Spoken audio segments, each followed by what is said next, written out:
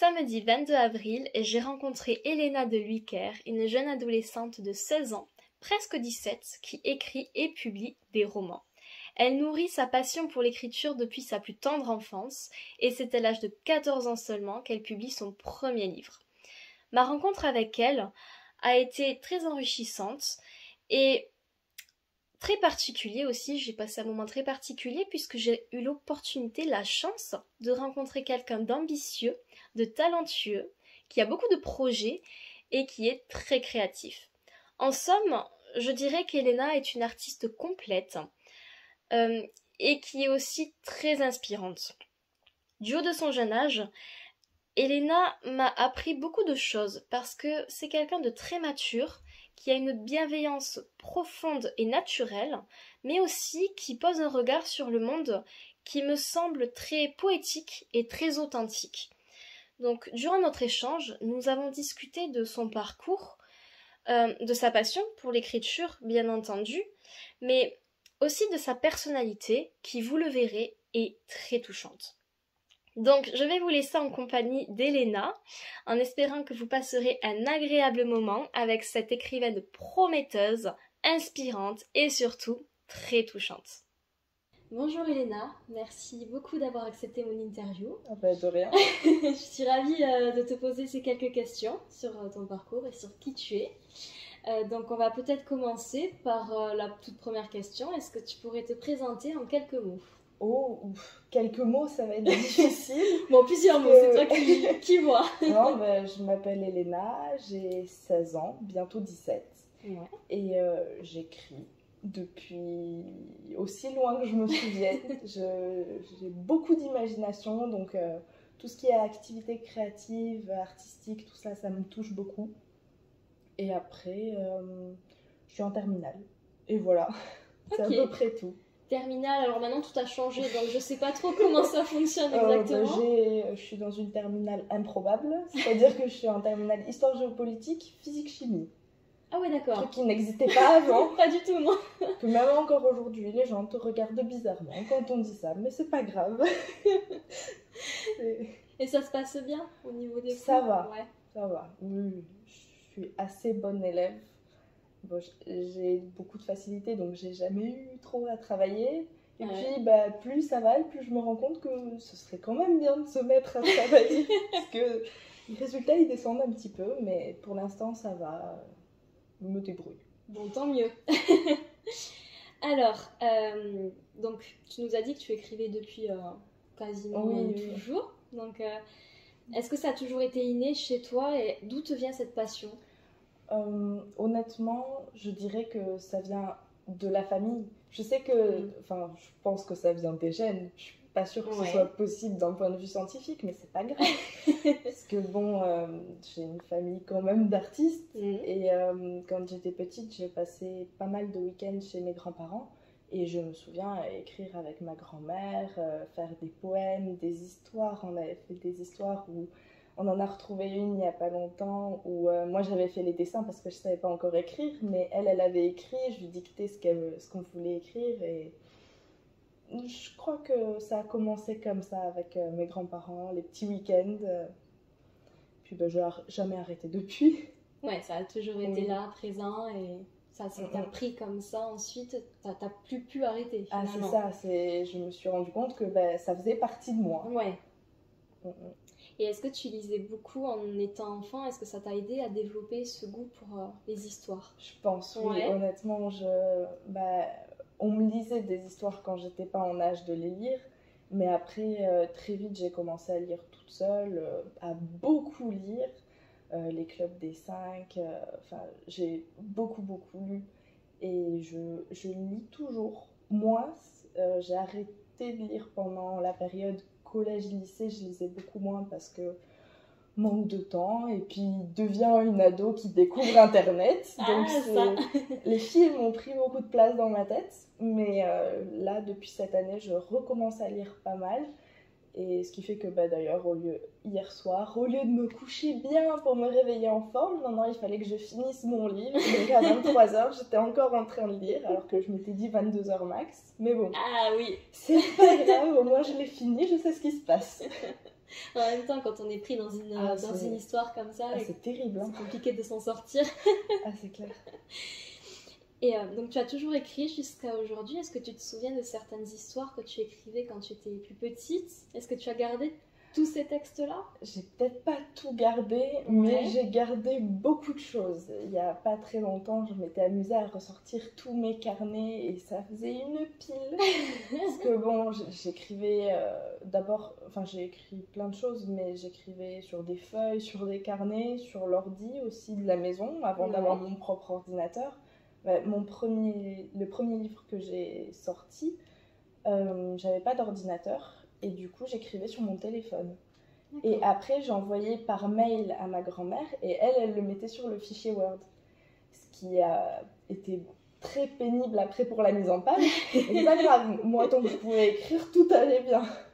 Mais bon, non, Après, au niveau des histoires, oui, je me rappelle de pas mal d'histoires, notamment une où j'avais tout prévu dans ma tête. Je savais comment ça allait se passer. C'était 2 jumelles qui allaient vivre des aventures. Et puis, pendant que j'écris, je suis incapable de suivre ce que je me suis dit, parce que j'ai d'autres idées qui arrivent. Et donc, finalement, l'avion se mettait à brûler, je sais pas trop pourquoi. Et donc, je me suis retrouvée là, devant mon ordi, à me dire, mais je peux pas continuer, vu qu'il n'y a plus d'avion, il n'y a plus d'histoire. Et donc, il y a toujours ça quelque part dans l'ordi. Il y a plein d'histoires. Donc tu écrivais vraiment énormément, tu étais très productive quand tu étais petite. J'écrivais pas mal, j'étais incapable de finir, mais je commençais plein de choses. Donc beaucoup de créativité. Ouais. Pas réussir à me canaliser dans un projet, que j'arrive un peu mieux à faire maintenant parce que j'ai grandi, mais qui est encore difficile. Ouais. J'ai l'impression que tu tiens un petit peu de ta grand-mère sur ça. Ah, c'est clair. Je crois qu'elle a 5 projets en même temps. Oui, c'est ça. Moi, j'en ai 2 en même temps, mais hier, j'étais en train de faire la liste de toutes les idées que j'avais. Je me suis rendu compte que si j'écrivais un livre par an, j'en avais jusqu'à 50 ans. Ah, quand même! Non, on va peut-être se calmer. Donc, tu prévois vraiment toute ta vie, finalement. Ah, c'est ça, mais j'ai vu ça hier et je me suis dit, il va falloir se calmer peut-être et réfléchir au jour le jour. C'est ça le problème entre guillemets avec toutes les personnes qui sont créatives, c'est qu'il faut vraiment apprendre à se canaliser. Savoir où on va. Ouais, et y aller. Et y aller jusqu'au bout, c'est vrai. Et qu'est-ce que t'apportait exactement à l'écriture? Est-ce que c'était une sorte de réconfort, d'escapade? Plusieurs choses, je dirais. Déjà, j'ai une imagination donc débordante, ce qui fait que même si j'écris pas, mon cerveau il tourne en permanence et je vais m'inventer des histoires. Et le fait de pouvoir écrire, ça me permet de canaliser toute cette énergie, être plus posée et arrêter de me faire des films dans ma tête tout le temps, parce que ça peut être désagréable de... Admettons, je vais être sous la douche en train de réfléchir, mais je vais commencer à m'imaginer que telle personne, finalement, en fait, je le connais, mais c'est parce que ceci ou cela, et m'inventer des histoires sur des choses de la réalité, et après me perdre dedans, et du coup, ça me permet de me canaliser, et puis également de m'inventer les histoires que j'ai toujours voulu lire, et de pouvoir réaliser ce rêve d'enfant, d'avoir l'histoire parfaite qu'on voulait. Donc, ça, c'est vrai que c'est une très bonne chose. Ouais, c'est pouvoir... se sentir entier. Ouais, c'est une jolie façon de dire les choses. Sentir entier. Et est-ce que tu as toujours rêvé de publier un livre? Honnêtement, quand j'étais petite, je pense pas que je réfléchissais jusqu'à la publication, mais être la prochaine J.K. Rowling, ça oui. Ça oui. Ça, j'avais pas les mots publier, édition, tout ça en tête, mais je savais que... si j'arrivais à, déjà, comme ma grand-mère est auteure, déjà je sais, mais si je pouvais être comme Manou, ce serait déjà un bel accomplissement. Et donc, je pense que ça a toujours été dans mes rêves. Ouais, plus ou moins caché, mais c'était toujours présent. C'est ça, de se dire, bon, si tu y arrives un jour, tu peux être fière de toi. Alors, concernant ton parcours scolaire, pour le moment. Donc tu nous as dit que tu étais en terminale. Oui, c'est ça. Est-ce que quel parcours scolaire est-ce que tu as? Est-ce que ça a toujours été facile pour toi? Comme tu nous dis que tu avais des facilités. Donc j'ai sauté une classe quand j'étais plus jeune, le CM1, parce que j'ai été déclarée au potentiel intellectuel.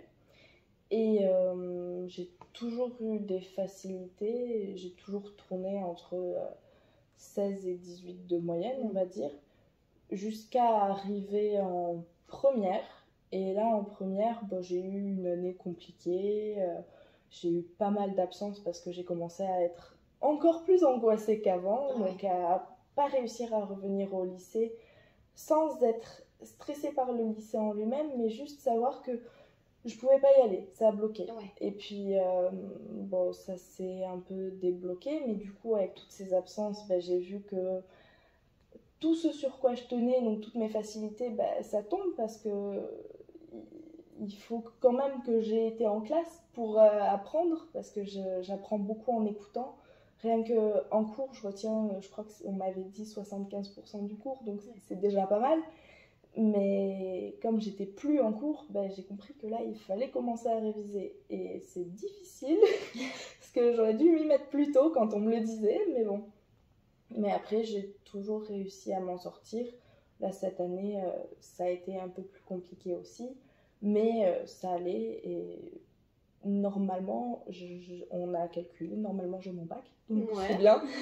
Là, il nous reste quelques épreuves, donc on va viser la mention, et puis on verra. Je dis pas laquelle parce que je veux pas être déçue. Mais bon, normalement ça devrait le faire. Et par la suite, au niveau de tes études, qu'est-ce que tu compterais faire? Ça a toujours été le grand débat dans ma tête parce que j'ai la moitié de ma famille qui est plutôt créative et l'autre moitié qui est dans le pôle santé. Et moi j'ai toujours été entre les deux à me dire j'aime tout, je fais quoi? Et puis bah, ça se voit d'ailleurs sur mon bac qui est un peu littéraire, un peu scientifique, on sait pas trop. Et dernièrement, je fais un choix. Je me suis dit, enfin ça s'est un peu imposé à moi, on va partir du côté littéraire. Et donc l'an prochain, on va partir dans tout ce qui est un peu cinéma, lettres, tout ça. Pour idéalement, j'aimerais être scénariste. Parce que comme ça, pouvoir écrire et en même temps allier le cinéma, parce que c'est deux grosses passions que j'ai. Et aussi parce que je me suis rendu compte que pour être auteur, il n'y avait pas de formation du tout. Il y a aucune qualification. Et du coup, en réfléchissant beaucoup, je me suis dit que peut-être qu'en étant scénariste, vu qu'il y a des écoles là-dedans, tout ça, et en me faisant connaître comme ça d'abord, ça pourrait me faire une passerelle pour après être juste auteur. Puis qui sait, si ça se trouve, je me rendrai compte que scénariste, ça me plaît encore plus et je serai auteur juste à côté. Mais ce serait ça idéalement. C'est très intéressant ce que tu dis parce que mon frère qui a 17 ans aussi, il rêve d'être réalisateur. Ah, c'est génial. Donc peut-être qu'un jour, on formera un partenariat ensemble. Ah, ce serait chouette. Ah, c'est curieux, ça m'a frappé quand t'as dit scénariste. Ah ouais, mais c'est chouette, c'est vraiment être scénariste, oui, ça allie le côté cinéma et puis le côté écrit, forcément. C'est ça. Et tu peux toujours créer des histoires qui seront mises en scène, donc c'est chouette. Ça, c'est non seulement je crée et j'imagine, mais en plus, j'ai l'opportunité de montrer aux autres exactement ce que je vois. Parce que dans les livres, chacun se crée sa propre image, et là, dans le cinéma, je peux montrer aux gens l'image que moi j'ai. Donc, bon, d'un côté, c'est déroutant pour celui qui regarde quand il n'a pas cette vision-là.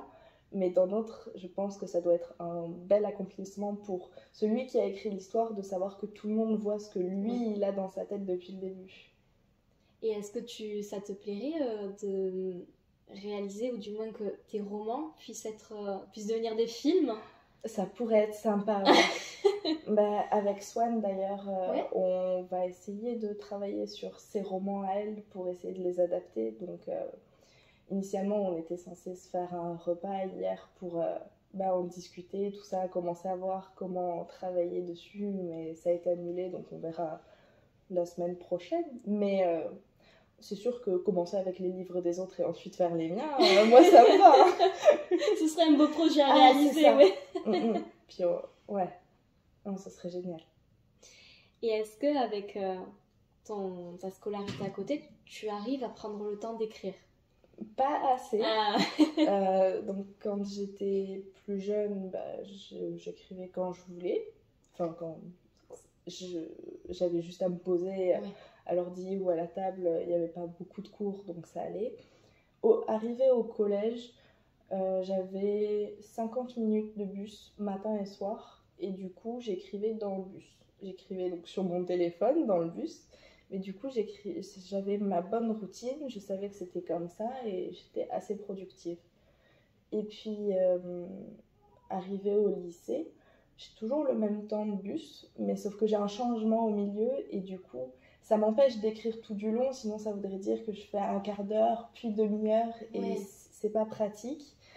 Du coup, la plupart du temps, soit j'écris le soir, quand il faudrait dormir, sinon j'écris en cours. Quand les cours où on a le droit à l'ordinateur, je suis pas souvent sur le coup. Bon, à côté, j'ai des gens qui vont jouer au solitaire ou Oui. à des jeux de voiture ou à Minecraft. Non, non, moi j'écris mon livre.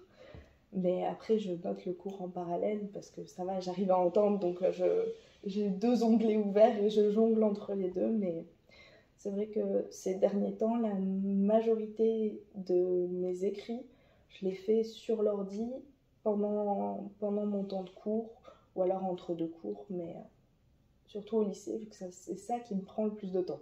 Ouais. Bon, après, je comprends ce point de vue. J'aime bien aussi écrire en cours. Ouais. Donc, et moi, c'était pas sur l'ordinateur, c'était sur un bout de papier. Ouais, et puis, oh bah, les cours où j'ai pas le droit à l'ordi, c'est sur le papier et après je le recopie sur l'ordi. Et est-ce que malgré ton ambition de devenir scénariste, est-ce que sur le long terme, tu aimerais quand même vivre de ta plume?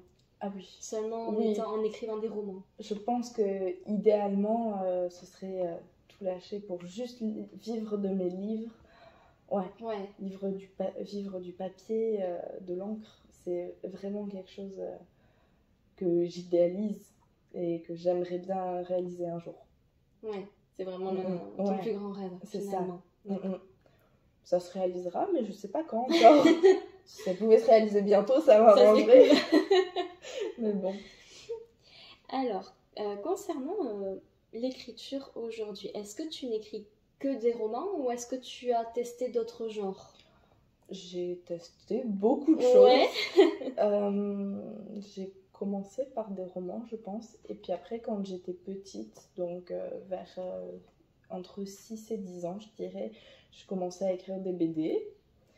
Après, j'ai écrit des nouvelles. Ça, c'était facile, les nouvelles. Il n'y avait pas à développer l'histoire comme dans un roman. C'est bien parce que les nouvelles, je pouvais les finir sans avoir à travailler dessus pendant un an. Et après, j'ai écrit des poèmes aussi. Je me suis rendu compte que j'étais pas très douée à ça. Ça c'est pas... mais que j'adore écrire des poèmes et j'adore encore plus en lire. Mais j'ai pas encore trouvé comment les rendre bien. Et après, oui, des romans. J'écris... Maintenant, c'est principalement des romans. Et dès que j'ai une idée, j'écris une petite nouvelle. Et après, des fois, j'arrive à les incorporer dans le roman pour rajouter quelque chose. Mais principalement des romans maintenant. Ouais, c'est ce qui te correspond le plus, finalement. Ouais. Et est-ce que tu as des auteurs favoris qui t'inspirent dans l'écriture de tes ouvrages? Oui, j'en ai quelques-uns. Déjà J.K. Rowling qui a bercé mon enfance.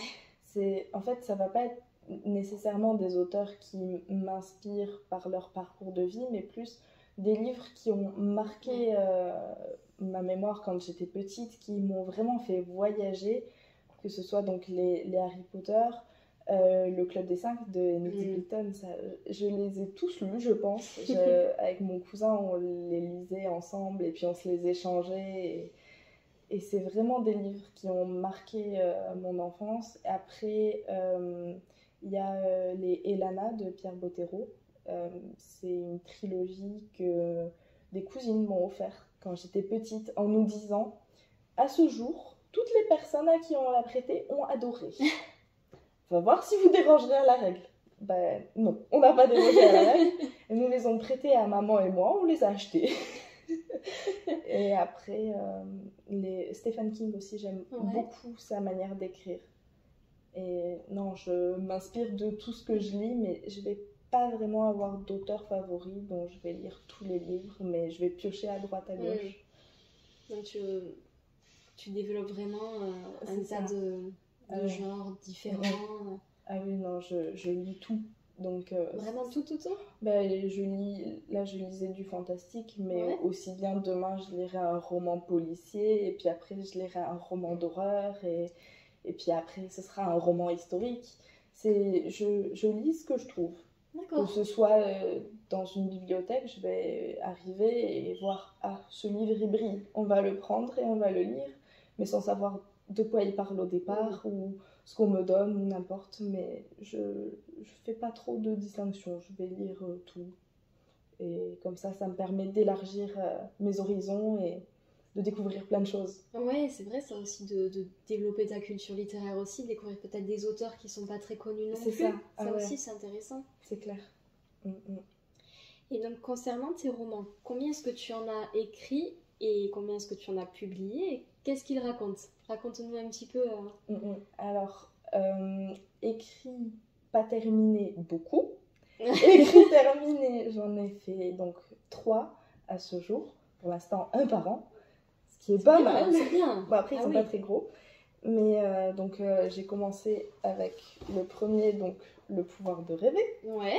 Et donc, c'est un livre fantastique que j'ai sorti en juin 2020. Donc, qui raconte l'histoire d'une jeune fille qui a 19 ans et qui découvre que tout ce sur quoi son existence est basée, c'est qu'un tissu de mensonges et qu'elle elle sait pas qui elle est et que les monstres, les vampires, tout l'imaginaire existe. Et donc elle se retrouve entraînée dans cette spirale à essayer de trouver du sens à sa vie, à ce monde, et puis elle vit des aventures.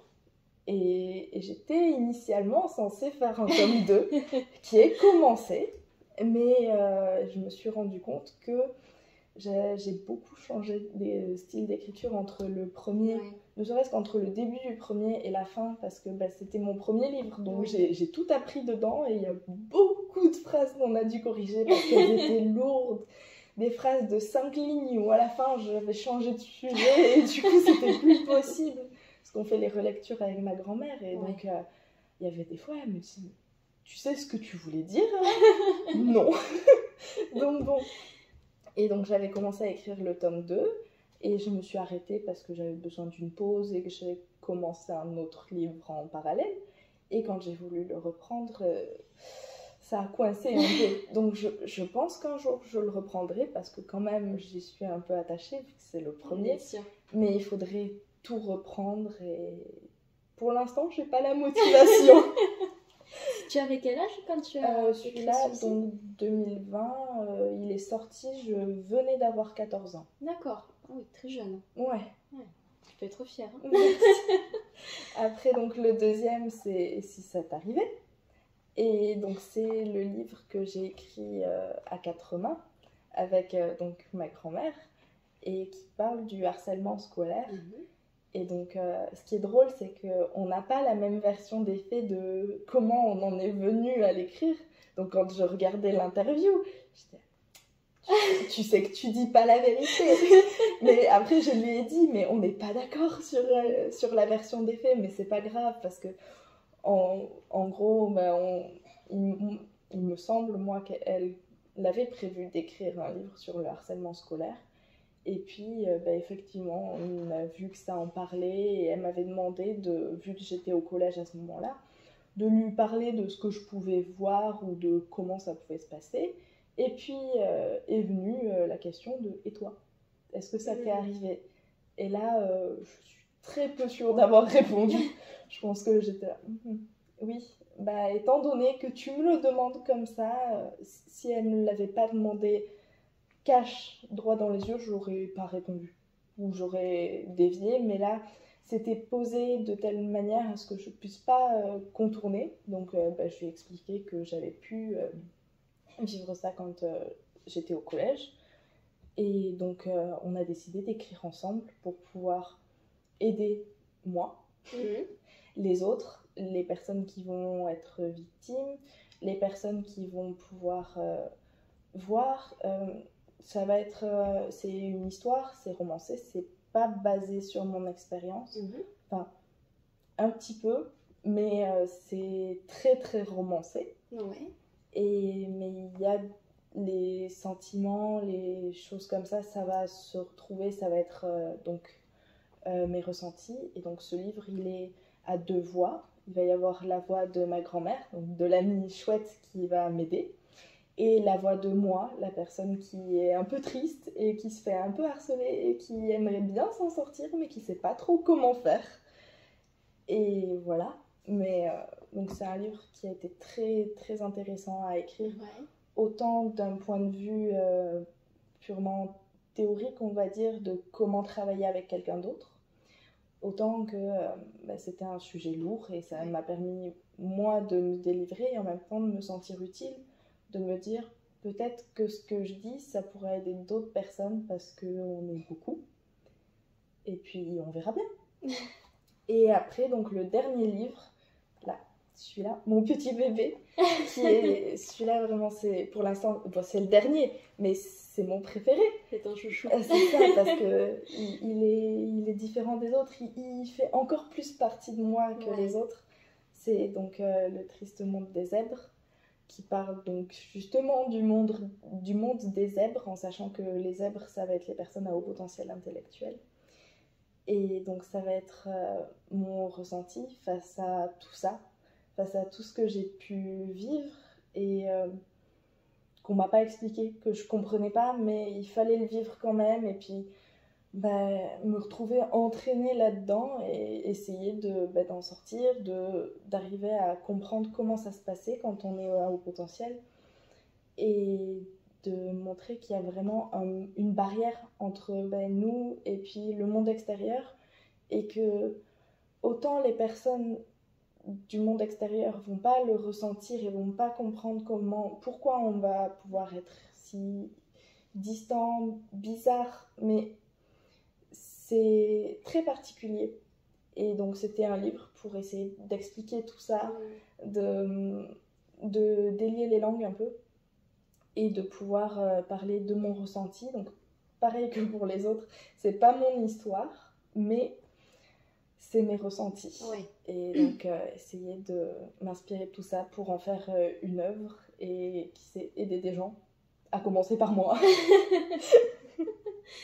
Donc oui, je comprends. Et est-ce que justement, tes deux derniers livres t'ont aidé? Parce que tu dis que ça devait t'aider, mais est-ce que ça a finalement réussi à t'aider? Je pense que oui. Le premier, donc ici ça t'arrivait déjà parce que ça m'a permis de pouvoir en parler à d'autres personnes.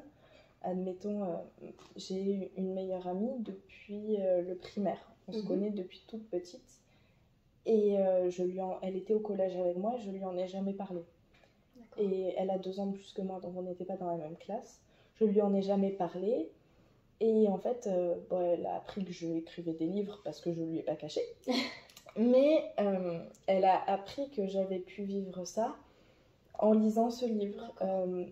Je lui ai donc passé, elle n'était pas du tout au courant. Et puis à un moment donné, elle m'a envoyé un message en me disant: ça ressemble drôlement à notre collège quand même. Et il y a des histoires, ça fait tilt. T'aurais pas vécu tout ça par hasard? Et donc là, je lui ai expliqué tout ça, on en a longuement parlé. Et pareil avec maman, je pense que si on n'avait pas écrit ce livre, soit j'en aurais jamais parlé, soit j'aurais attendu longtemps. Pas tant parce que c'était une plaie, parce que j'arrivais à peu près à le gérer, mais plus parce que j'ai tendance à minimiser tout ce que je vis et que du coup, pour moi, il y en a plein d'autres qui le vivent, parfois bien plus grave, donc c'est pas important. On passe à autre chose. Si j'ai réussi à le gérer, c'est qu'il n'y a pas besoin d'en parler. Et pour celui-là, ça a été beaucoup plus compliqué parce que j'ai dû faire des recherches sur les personnes à haut potentiel, ceci, cela, les différents archétypes. Et donc, je pense que c'était donc mon année de première. Je pense que ça aussi, ça a joué à me faire me sentir pas très bien pendant un moment parce que j'ai fouillé, donc j'ai déterré plein de choses que je voulais pas forcément voir pour essayer d'en faire quelque chose de vrai. Et donc, j'ai déterré plein de choses qui étaient enfouies, qui me faisaient mal. Et donc, à un moment donné, ça allait pas trop. Et j'en avais parlé à maman qui m'avait dit mais s'il te fait du mal, mais arrête-le, arrête. Mais le problème c'est que je savais que ça allait me faire du bien après. C'est ce passage en bas pour pouvoir après remonter. Et puis finalement il est sorti et il est exactement comme je le voyais dans ma tête et il est vrai, je trouve. Il décrit très bien ce que j'ai vécu sans être modeste. Et du coup, il m'aide parce qu'il est réel. Donc tout ce que j'ai vécu, c'est réel, c'est dans un livre, je suis pas toute seule et ça m'a aidé à extérioriser tout ça et à me dire que tout ce que je ressentais, ça pouvait être normal pour un certain type de personne et que du coup, ça existe. Ben, j'ai lu ce livre justement parce que ta grand-mère Oui. me l'a offert. Je l'ai oublié malheureusement aujourd'hui, j'aurais aimé que tu me le dédicaces, mais je l'ai oublié. Mais j'ai beaucoup aimé ce livre parce que justement on arrive à mieux comprendre le monde des zèbres justement. Et il y a eu une période de ma vie où je me suis posé aussi ce genre de questions sur les hauts potentiels, sur tout cet univers. Et je trouve que c'était vraiment très bien écrit, très bien décrit. Et on peut même se reconnaître sur à certains passages. Et je trouve que c'était vraiment super intéressant et super bien de l'avoir écrit aussi. Important pour les personnes qui se sentent concernées. Ah oui.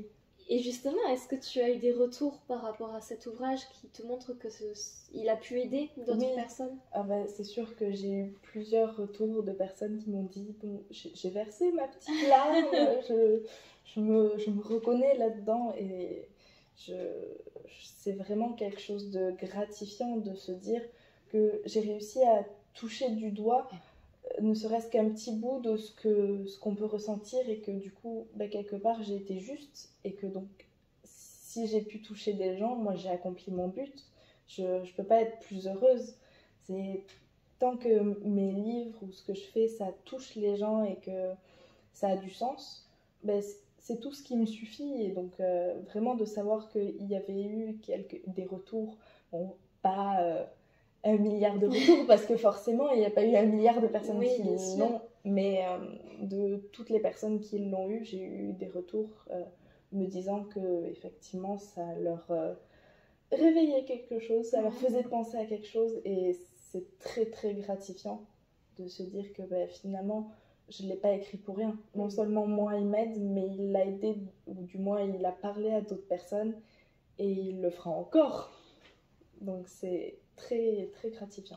Bah, c'est tout le pouvoir de l'écriture aussi, de pouvoir transmettre quelque chose, un message, d'aider, de vouloir aider et d'y parvenir. Donc effectivement, je pense que ce livre, il est important et je pense que tu es vraiment très fière de l'avoir mené à bout. Ah bah, pour la petite anecdote, quand il est arrivé, on a lu le dos. Et quand il est arrivé donc, dans le carton, et on s'est rendu compte qu'il y avait une faute qui était passée. Enfin, pas une faute d'orthographe, mais en fait, il y avait 2 mots qui avaient été répétés.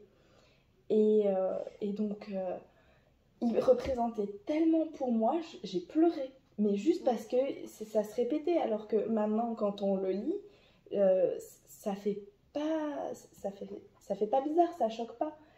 Mais sur le coup, j'ai pleuré, j'étais dégoûtée, j'étais là, mais il est nul, on va le recommander, j'en veux pas de celui-là.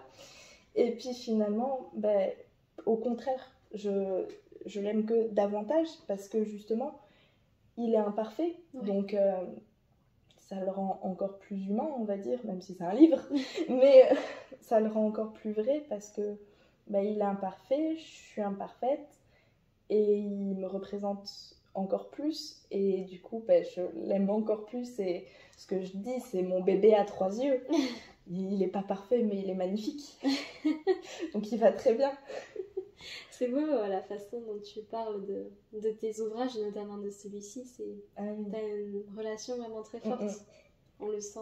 Ah oui, autant mes personnages, je considère pas que c'est moi.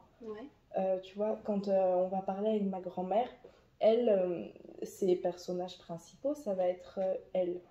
Elle va vivre à travers eux. Moi, j'ai pas tellement ce rapport-là, ça va plus être mes enfants. C'est Ouais, ce qui est très je bizarre comprends. étant donné que j'ai 16 ans, mais chaque livre développe une petite facette de ma personnalité et chaque livre est un petit bout de moi, un enfant, un aspect de ce que je suis. Et du coup, c'est tous mes enfants, ce qui fait que je les aime comme mes enfants, pas comme moi je Ouais. pourrais m'aimer. Et non, je les aime bien. Et justement, c'était la prochaine question. Donc, tu nous as dit que tu t'inspirais quand même de ce que tu avais pu vivre dans ta vie pour écrire tes romans, mais est-ce que du coup, est-ce que tu t'inspires également de ton entourage, de ton environnement pour raconter d'autres choses dans tes histoires qui sont extérieures à toi? Mm. Ou est-ce qu'aussi tu as une part d'imagination qui fait que... Euh, je pense que dans mes livres, bon, le premier, il est totalement fantastique, Ouais. donc il s'inspire de rien de ce que j'ai vécu, heureusement. Mais les deux autres, ils s'inspirent beaucoup de mon histoire et de mon vécu personnel. Après, forcément, je vais m'inspirer de ce que j'ai pu entendre, voir, lire. Et, mais les prochains, au bout d'un moment, j'aurai exploré tout ce que j'ai à dire sur moi, parce que j'ai pas une infinité de facettes. Mais là, dans le listing de tous mes projets, il y a des choses que je vis pas, mais qui me touchent, parce que Ouais. je suis hypersensible. Donc, je j'ai pas nécessairement besoin de vivre quelque chose pour le ressentir. Ouais. C'est-à-dire que si on me parle du décès de quelqu'un que je ne connais pas, je vais pleurer à la place de la personne parce que je vis tout ce qu'on me dit. Je suis une Éponge. belle éponge. Et du coup, je vais pouvoir, je pense que ça va m'aider à pouvoir parler de choses que j'ai pas nécessairement vécues, mais en pouvant les retranscrire de la manière la plus fidèle à ma petite échelle, parce que justement, j'écoute et j'ai les yeux grands ouverts sur le monde, donc je peux récupérer plein de choses pour les remettre après dans mes ouvrages. Et c'est la force, je pense, d'être hypersensible. C'est Ouais, de pouvoir c'est sûr. capter les émotions des autres. Alors même si c'est lourd. difficile à gérer, je pense que c'est aussi une grande force parce que justement, on a beaucoup plus de créativité et une façon de s'exprimer qui est magnifique aussi. Ah, c'est certain. Mais c'est comme beaucoup de choses, c'est à double tranchant. Ouais. C'est un pouvoir et en même temps, comme tout pouvoir, ça entraîne des responsabilités. Et donc, c'est lourd à porter. Mais j'estime que malgré toutes les peines que ça peut causer par moment, parce que ça peut être difficile de se relever quand on reçoit trop d'infos à la fois, bah, ça en vaudra toujours le coup parce que ça donne une sensibilité différente. Ça nous aide à regarder le monde d'un autre angle et ça peut aider autant nous parce que du coup on a des clés nouvelles que les personnes extérieures parce qu'on peut ressentir, partager et c'est une belle force qu'il faut arriver à maîtriser, ce qui n'est pas aisé. Et je prétends pas y arriver encore, mais ça viendra. Oui, je pense qu'il faut du temps pour réussir à apprivoiser et à vraiment gérer tout cet aspect, cette facette de quelqu'un d'hypersensible. Donc, certain. Mais effectivement, alors personnellement, je sais pas si je suis hypersensible ou pas, mais en tout cas, je suis très sensible et je comprends complètement ton ressenti sur le fait qu'on puisse être des éponges émotionnelles et à quel point ça peut être éprouvant, effectivement. Alors, concernant à nouveau l'écriture de tes romans, comment est-ce que tu les prépares? Est-ce que tu es plutôt du style architecte, donc à tout préparer en détail, ou bien alors tu écris de façon assez spontanée, comme ta grand-mère, par exemple? J'estime que je suis un architecte qui jardine. D'accord. C'est-à-dire que j'adore faire des plans et préparer tout méticuleusement, ce que je fais plus ou moins, parce que ça m'aide à avoir une direction et même si je sais que je ne le suivrai pas, parce que ça c'est le côté jardinier qui ressort, je suis incapable de suivre mes plans, mais au moins ça me permet de vider mon esprit. Parce que comme j'ai un esprit débordant, je suis obligée dans une certaine mesure de faire un plan pour savoir où je vais, même si je sais que je ne le suivrai pas, parce que ça me permet de justement pouvoir trouver une autre voie. Sinon j'ai tout qui se mélange et je n'arrive plus à avancer. Mais mes plans sont pas beaucoup plus clairs que dans ma tête. J'ai fait un plan il y a quelques temps pour un roman policier sur un grand tableau. Et il y a des flèches de partout, des prénoms, des mots, des ceci, cela. Et je l'ai fait il y a peut-être 1 ou 2 ans et il est toujours sur le tableau. Et maintenant, c'est incrusté, je ne peux plus l'effacer, donc je ne pourrai plus jamais modifier ce plan. Mais je n'arrive pas forcément à le comprendre aujourd'hui. Ah oui, d'accord. Parce que c'est tellement ce que je vais voir à ce moment-là. Mais en 2 ans, il se passe beaucoup de choses. J'ai plus la même vue et je me comprends plus forcément.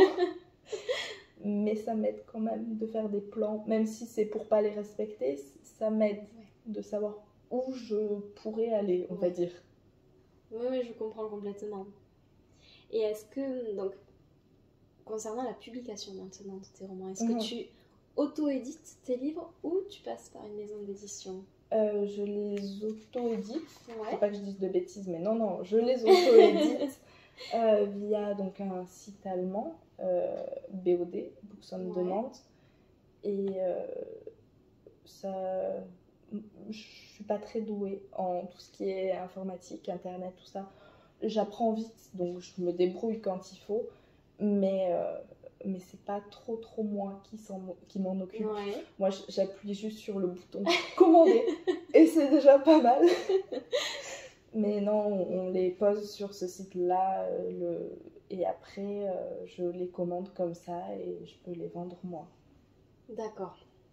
Et est-ce que tu as quand même déjà essayé de publier un de tes livres avec une maison d'édition? Tu as déjà envoyé un de tes ouvrages? On avait envoyé, et si ça t'arrivait, donc avec ma grand-mère, à plusieurs maisons d'édition. Il me semble qu'on avait ratissé un peu large en demandant à des maisons d'édition comme Hachette ou des choses comme ça. Et des maisons plus locales, je crois. Mais de mémoire, on n'a pas eu de réponse. Et après, j'avais participé pour le premier à des concours d'édition où on envoie le manuscrit et si par miracle c'est le meilleur manuscrit selon eux, il était édité, mais à ce jour, non, ils sont toujours là chez moi. Mais ça viendra, je perds pas espoir. C'est juste qu'ils n'ont pas eu le temps de les lire parce que forcément, s'ils les avaient lus, ils se seraient rendus compte qu'ils valent la peine d'être édités. Donc pour tes prochains romans, tu aimerais quand même être publié par une maison d'édition? C'est un peu le rêve. Mais d'un autre côté, il y a des avantages à être auto-édité parce que ça apporte une certaine liberté. Je dis ce que je veux, ça regarde que moi. Bon, et ma grand-mère qui me dit bon là t'abuses, il faut pas mettre ça. Ou à l'inverse, Elena, c'est des ados qui parlent, tu peux pas les faire parler comme toi parce que j'ai pas le même langage que mes amis. Moi je vais utiliser cependant dans mes phrases. Ça fait 3 syllabes, c'est déjà trop. Mais non, j'aime bien être auto-éditée pour l'instant parce que ça me permet de me débrouiller et au moins je suis touche à tout. Donc je peux voir comment ça se passe et j'ai mes petits yeux qui brillent parce que je suis pas juste la personne qui écrit le livre et qui le laisse et qui le délègue à quelqu'un. Je peux surveiller comment ça se passe et puis donner mes idées pour la couverture et puis je sais qu'elles seront prises en compte parce que c'est juste mon roman. Il n'y a personne qui a son mot à dire dessus. C'est ton bébé. C'est ça, c'est mon bébé et personne va me dire on le teint en roux. Non, mon bébé il reste comme il est. C'est ça qui est bien avec l'auto-édition. C'est ça.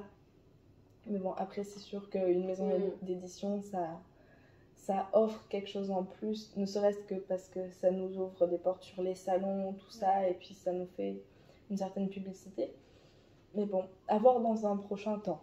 Mais pour l'instant, c'est pas nécessaire. Ouais, c'est pas l'un des objectifs proches. C'est un bonus. Mais... Mais après, c'est vrai que les maisons d'édition, peut-être que c'est ça que tu ressens, ça offre peut-être une certaine reconnaissance aussi de ton travail. Oui, c'est sûr. Alors, est-ce que tu as déjà réalisé des séances de dédicaces ou des rencontres avec tes lecteurs, futurs lecteurs? Oui, on en a fait quelques-unes donc avec ma grand-mère qui, dès qu'elle sait où elle veut aller, me prend avec elle. Et c'est pourquoi je la remercie, parce que je pourrais pas embêter mes parents en leur disant bon, on se lève à 7h du matin, on va passer toute la journée sur un salon à attendre, et je pense qu'ils diraient non. Mais on a fait notre premier salon, notre première dédicace, j'avais juste le pouvoir de rêver. C'était en août 2020 de mémoire, donc ça faisait 2 mois qu'il était sorti, et c'était donc un salon des arts, il me semble, à Verzeille. Et j'étais venue là-bas avec ma grand-mère en me disant, si j'en vends un, je repars heureuse. Et c'était vraiment mon objectif, c'était que quelqu'un m'achète mon livre. Et parce que pour moi, ça voulait dire que j'étais crédible en tant que vrai auteur. Ouais. Parce qu'à ce moment-là, j'avais tout juste 14 ans et c'était pour moi assez improbable que quelqu'un se dise, bon, elle a 14 ans, on s'en fiche, on va passer outre, on va lui faire confiance. Et donc ce jour-là, j'en ai vendu 3. Et j'étais heureuse et j'avais triplé ce que je voulais, donc j'étais vraiment très contente. Et puis après, on a refait quelques salons depuis. Cette année, on était censé faire le salon du livre à Esperanza avec ma grand-mère. Et puis pour des raisons personnelles, elle n'a pas pu y aller. Donc j'avais décidé que j'irais toute seule. Et comme personne ne pouvait m'amener, j'avais décidé que j'irais en bus. J'avais fait le petit calcul, tout ça. J'allais venir avec mon carton. Et je suis tombée malade juste avant d'y aller. Donc j'ai pas pu y aller. Quel dommage. Mais ça s'est reporté là en fin mai de mémoire. On va à ce salon-là qui se refait. Donc là, on ira toutes les deux. Pas de bus, juste la voiture. Et ce sera vraiment chouette. J'ai très très hâte de faire ce salon parce que c'est vraiment quelque chose que j'apprécie. Ça peut être long parfois. Il y a eu des dédicaces où on y était et où c'était très très long. Où je me rappelle d'une en particulier où on n'a vraiment pas vendu grand chose et où on a attendu toute la journée. J'avais pris un carnet, j'ai fait des dessins pendant la moitié de la journée, je pense. Mais ça vaut le coup parce que dès qu'il y a quelqu'un qui passe, on échange et on parle des livres, mais ça va au-delà de ça. Les gens de plus en plus ont besoin de parler parce qu'il y a Internet, il y a les films, il y a plein de choses qui font qu'on se distrait, mais on se confronte moins à la vraie vie, à tout ce qu'on peut ressentir. Et le fait d'avoir ce contact humain, ça permet et aux gens qui sont en face de nous et à nous de créer un véritable échange. C'est des inconnus, on les reverra sûrement jamais, donc il n'y a pas de barrière. Et c'est vraiment une expérience enrichissante et que j'apprécie à chaque fois, même si ça peut être fatigant, de faire des dédicaces, de rencontrer des lecteurs, des futurs lecteurs, des personnes qui peuvent venir en nous disant bon, au fait, j'ai déjà lu celui-là, j'aimerais le suivant. Et ça, c'est super gratifiant de voir que à la fin d'un livre, ça leur donne envie d'en connaître un peu plus sur nous. Et non, les dédicaces, c'est vraiment quelque chose que j'apprécie. J'espère en faire plus souvent à l'avenir, même si bon, je crois pas trop pour les prochaines années parce que étant à la fac, ça va être compliqué. Ouais, plus compliqué, je comprends. Mais si je pouvais m'organiser, ce serait vraiment chouette. Et est-ce que tu te souviens de certaines personnes qui t'ont marqué pendant ces dédicaces, ou des moments peut-être qui resteront gravés? Je me souviens, c'était à... Ça me reviendra peut-être le lieu, ou peut-être pas. Mais on était donc à une dédicace et derrière nous, on avait une dame qui vendait des bijoux et qui avait un fils. Et on avait fait Si ça t'arrivait. Et on vendait celui-là et donc les autres livres de ma grand-mère et les miens. Et donc on a commencé à discuter avec cette dame qui était très gentille et puis de fil en aiguille elle a commencé à nous parler de donc elle son histoire et son fils il était de mémoire TDAH donc hyperactif et elle nous parlait de comment ça pouvait être difficile avec les élèves, avec les autres enfants alors qu'il avait je crois 7 ans. Et donc elle nous a pris ce livre-là et puis elle l'avait envoyé un message à ma grand-mère qui était particulièrement émouvant une fois qu'elle l'avait lu en nous expliquant que bah, ça l'avait vraiment touchée et c'est vraiment une rencontre que j'ai appréciée parce que c'est des vraies personnes et on a tous vécu plein de choses et on a vécu plein de choses différentes, mais pourtant on peut se retrouver dans des mêmes choses et c'était vraiment une belle rencontre, je trouve. Une rencontre pleine d'émotions et pleine de richesse. Ouais, ça apporte des choses et ça fait se sentir grand parce qu'on aide et en même temps très petit à la fois parce qu'on se rend compte que on est tous plein de petites personnes dans un grand tout et on fait partie du même tout finalement. Et ça nous ramène à notre hauteur de se dire bah, finalement on est humain, on est tous humains. Et c'était une belle rencontre. Ah, c'est chouette. Et vous avez réussi à garder un peu contact avec elle ou... Moi non, parce que j'avais pas... elle avait parlé avec ma grand-mère et après honnêtement je sais pas. Mais aussi bien on la reverra sur un salon. C'est possible. Le monde est tellement petit que bon, c'est très très possible. Et quand j'avais interviewé Swan, elle m'avait dit que vous aviez fait ensemble avec votre grand-mère un marché de Noël, si je ne me trompe pas. Oui. Ensemble, toutes les trois. Oui, c'est possible. On a fait à Alzon. Ah oui, c'était Alzon, c'était pas un marché de Noël, c'était Alzon. On a fait des marchés de Noël, mais pas toutes les trois, je crois. Ouais, c'est... Non, à Alzon pour 10 en scène. Donc c'est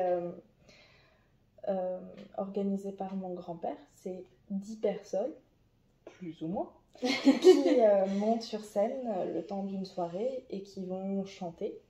Ça va être ou jouer du piano ou ça va être des élèves donc de mon grand-père qui est compositeur et qui a donc un studio où il va donner des cours de chant et de piano. Et donc pendant cette soirée-là, on découvre des personnes qui vont chanter et au moment de l'entracte, les personnes qui sont présentes vont être invitées à découvrir une autre facette de l'art avec donc Swan, ma grand-mère et moi qui sommes à une table avec nos petits livres. Et donc, moi, j'ai pu la faire qu'une fois. Ça s'est fait déjà 2 fois, 10 en scène, mais la première fois, j'étais déjà malade. Je me rends compte que je suis souvent malade. Mais bon, ça s'était fait à Alzon, pareil. Et c'est vraiment intéressant de mélanger plein de facettes de l'art différents et d'en faire un grand tout, une soirée où tout se mélange. Et c'était une chouette expérience. En plus, c'était la première fois qu'on était toutes les trois sur un stand. Ça donc, devait être sympa. C'est vraiment une entreprise familiale. C'est pour éditer, d'ailleurs, c'est mon oncle qui m'aide beaucoup pour la mise en page, pour la couverture, pour le mettre sur BOD. Donc, c'est vraiment, on est une grande famille et tout le monde a son petit bout, là, sa petite part du gâteau.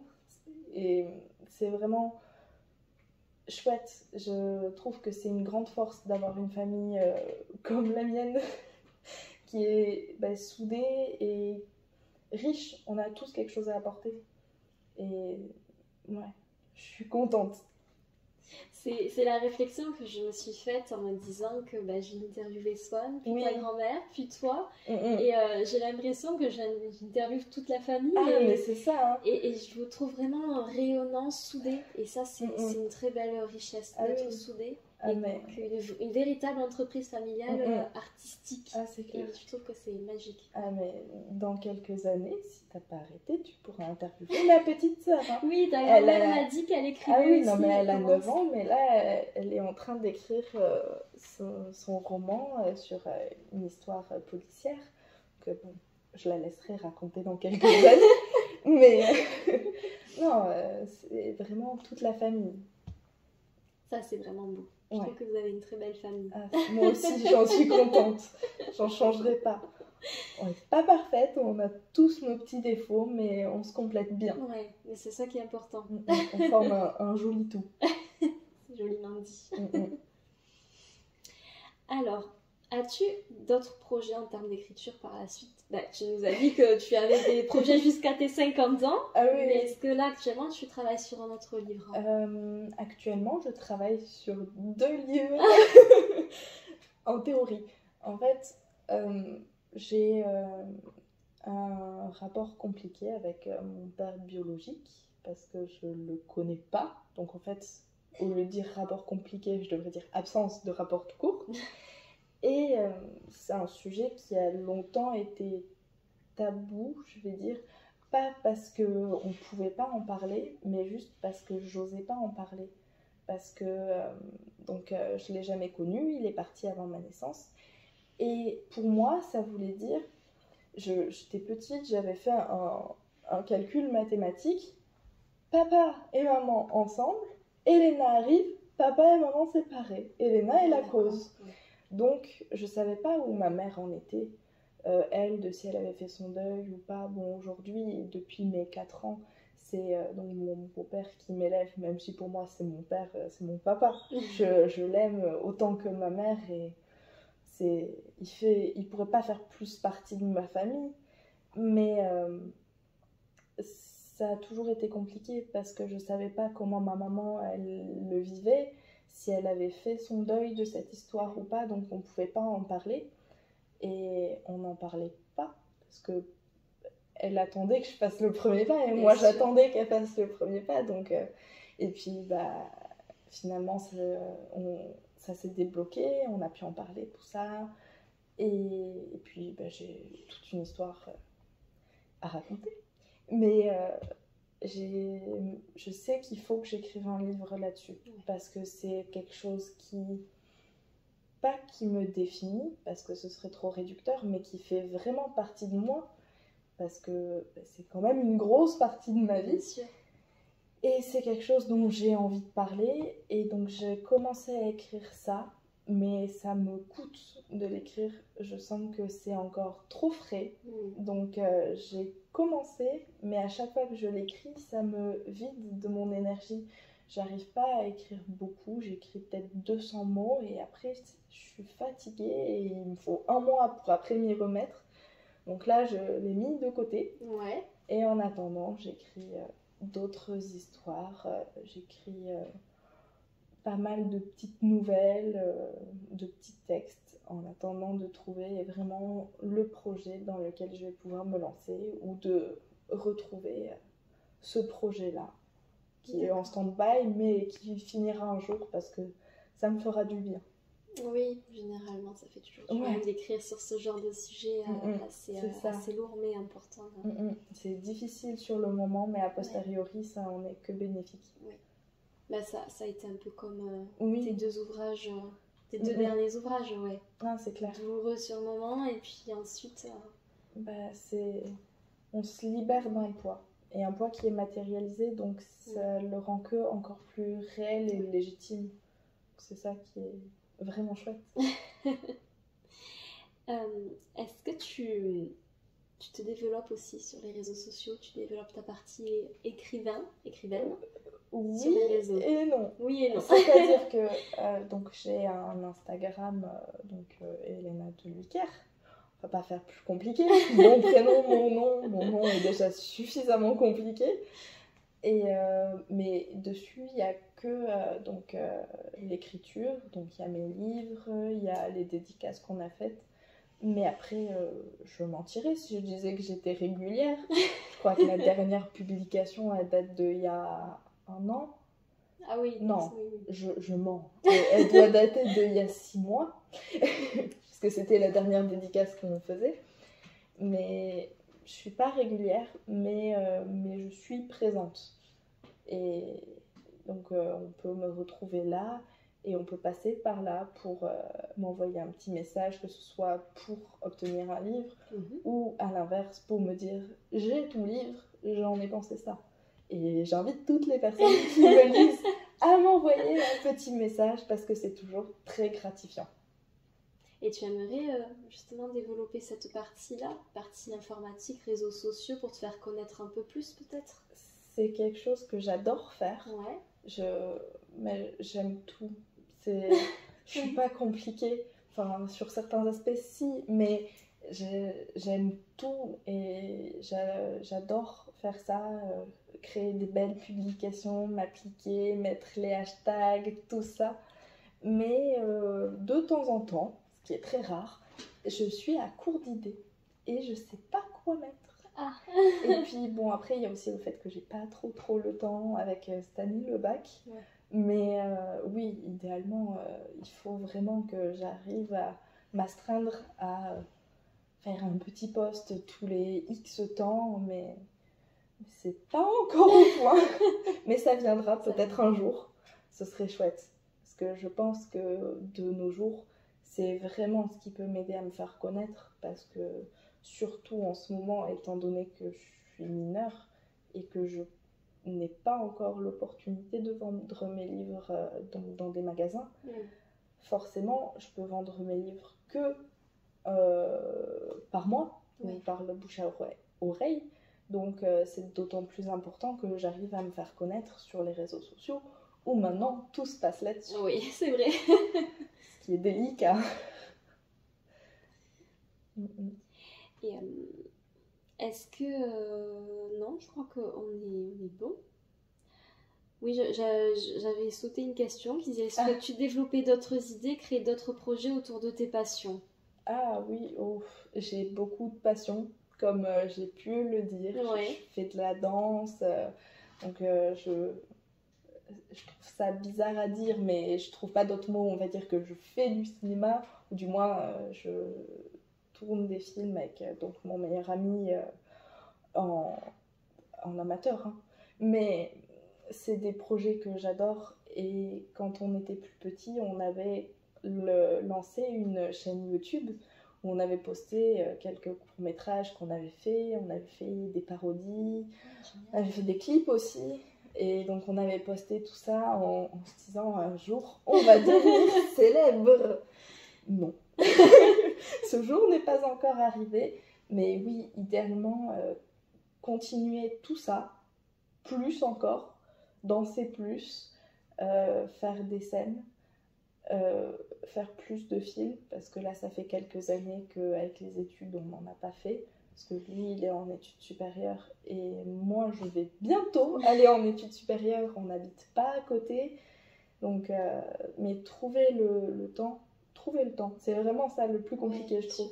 Trouver le temps de tout faire, de continuer de faire des films, d'adapter mes livres en film, de créer d'autres livres, qui sait, d'arriver à écrire des jolis poèmes. Ça peut être sympa aussi. Mais non, j'ai beaucoup de projets, j'arrive pas à me fermer, donc de toute façon je dessine aussi beaucoup, pas forcément très bien, mais je dessine en cours, ça aussi. Mais ça, c'est tout ce qui est artistique, de toute façon ça m'aide, ça me canalise, ça me détend. Je suis quelqu'un qui parle beaucoup, mais jamais de ce qui est important. Donc ça me permet de, sans poser des mots, me vider l'esprit dessus. Et donc ça, c'est vraiment très très utile et très très important pour moi. Donc je compte pas m'arrêter de toucher à tout ce qui est créatif. Ah, c'est bien, c'est génial d'être en plus touche à tout. Ah ça, oui, vraiment, ça ça, développe tes compétences, tes capacités. mm, mm. C'est Ah super. oui, mais ça c'est certain. Je vais demain je prends le train pour aller chez ma meilleure amie dont je parlais tout à l'heure et elle fait de la peinture. Donc on va se faire un atelier, on a prévu toute la journée du mardi, je crois que c'est. On va faire de la peinture, elle fait de l'aquarelle. En plus elle est plutôt douée à ça. Donc on va peindre ensemble et puis j'ai pas besoin de juste écrire, j'ai besoin de toucher à tout. Ouais. Tout ce qui est artistique, c'est ça. Ça te permet vraiment de te... Ah bah c'est ça, pendant un moment j'écrivais plus parce que j'y arrivais plus, mais je dessinais à la place et ça me permettait de continuer de me sentir vivante et de pouvoir me développer à travers un autre aspect. Non, c'est super. Tout ce que tu fais, c'est impressionnant. Et puis, on se dit que tu n'as que 17 ans, mais alors qu'est-ce que ça sera dans quelques années? Ce sera... Tout pareil, mais en plus encore. C'est ça. Donc, c'est formidable, oui, vraiment. Et est-ce que tu as... Cette chaîne YouTube existe encore? On peut voir les films que tu fais? Ça peut être un moyen de te faire connaître autrement aussi. Je suis presque sûre que ça existe. Oui, ça existe toujours. C'est Crazy Butterflies sur YouTube. Ouais. Et donc, on est magnifique. En plus, on a des perruques sur certaines vidéos. Non, ça existe toujours. Ouais. D'ailleurs, il faut que je négocie avec mon meilleur ami, enfin mon cousin. Et je dis les deux parce que pour moi, c'est autant l'un que l'autre, parce qu'on est très proches depuis tout petit. Et on a un clip que depuis ça doit faire presque 2 ans qu'on l'a et on ne l'a pas posté. Et l'autre jour il me disait il faut qu'on le poste parce qu'il est trop bien, donc on va peut-être le poster, manière de relancer la chaîne, ce serait sympa. Mais ouais, il y a ça aussi qui existe. Avec ton accord, je pourrais rajouter bien le sûr. lien de la chaîne YouTube. Mais ça lui fera plaisir. Écoute, donc tu nous as dit qu'on pouvait acheter tes ouvrages donc en passant par toi sur les réseaux sociaux, en te contactant, ou sur BOD, c'est ça? Sur BOD, on peut pas. Ah, on peut pas? On peut pas non plus parce que pour l'instant je suis mineure. Vivement 18 ans, là. Le jour de mes 18 ans, je ne vois personne, je m'enferme et je m'occupe de tout mettre partout sur Cultura, la Fnac, tout ça, parce que ça va être vraiment, déjà pour moi, ça va être un accomplissement de me dire, là mes livres, ils sont réels, mais ils n'existent pas aux yeux du monde ou de Internet. Il n'y a que celui-là qu'on peut retrouver, donc ici c'est arrivé, qu'on peut retrouver sur Amazon, Cultura, partout. Parce que comme c'est aussi ma grand-mère et que elle est majeure, elle a l'opportunité de mettre tous ses livres sur les sites où on peut les acheter. Ouais, sur les plateformes. Je perds mes mots sur les plateformes. Et donc, les autres n'y sont pas encore parce que on s'était renseigné avec mon oncle et de mémoire, ça aurait pu se faire, mais comme il fallait le déclarer aux impôts, mais que je ne paie pas d'impôts, ça a posé problème et on avait dû... On va attendre. C'est ça, on attendra que tu sois en âge de comprendre et de pouvoir t'en occuper. Et donc ce jour arrivera bientôt, j'espère. Mais non, dès qu'ils seront sur les plateformes, de toute façon... je l'annoncerai partout. Et ce sera vraiment un accomplissement de me dire ils existent, ils sont reconnus. Ouais. On peut l'avoir à Cultura, à la Fnac, à Leclerc. Waouh! Ouais, je suis une auteure au même titre que Virginie Grimaldi ou enfin, non pas que je sois à son échelle, mais je peux être au même rayon. Oui, bien sûr. Et je trouve ça hyper impressionnant à dire. Bah oui, c'est beau. Ouais. Puis, à 18 ans, en plus, ce sera vraiment un bel accomplissement d'une jeune vie. C'est sûr. Donc, mais tu vas encore accomplir de belles choses par la suite. Ouais. Mais c'est vrai que j'ai publié mon premier livre à 18 ans. Ouais. Et c'est tellement fou, tellement Ah, c'est magique. clair. Waouh. Ça paraît irréaliste. Ouais. Mm, On se dit pourquoi, qu'est-ce que nous on a fait? On a vraiment du c'est talent ça. en fait. Pourquoi nous et personne, C'est et ça. pas les autres? Ah ouais, non, mais c'est une force qu'il faut pas laisser tomber. Peu importe qu'on ait le temps ou pas, il faut que ça reste dans la case, là, la petite case comme ça. Même si on n'a pas le temps, on trouvera à un moment donné le temps. Il faut le trouver, c'est important. Ah oui, c'est clair, il faut le chercher. Bah, en tout cas, merci beaucoup pour cette très jolie interview. Ah bah, avec grand plaisir. Tu es bourré de talent et je pense que tu vas aller loin dans la vie, déjà que actuellement je pense que tu es déjà très loin. On me voit plus. Non, mais c'est vraiment beau de faire toutes ces choses et bah, c'est gentil. tu as une personnalité vraiment qui dégage beaucoup de douceur, beaucoup de sensibilité. Et ça, pour moi, c'est une qualité, c'est une très très belle qualité. Donc, merci. Bravo à toi pour tout ça. Bah, merci beaucoup. Et puis, je te souhaite beaucoup une réussite, une très belle réussite pour la suite. Bah, de même.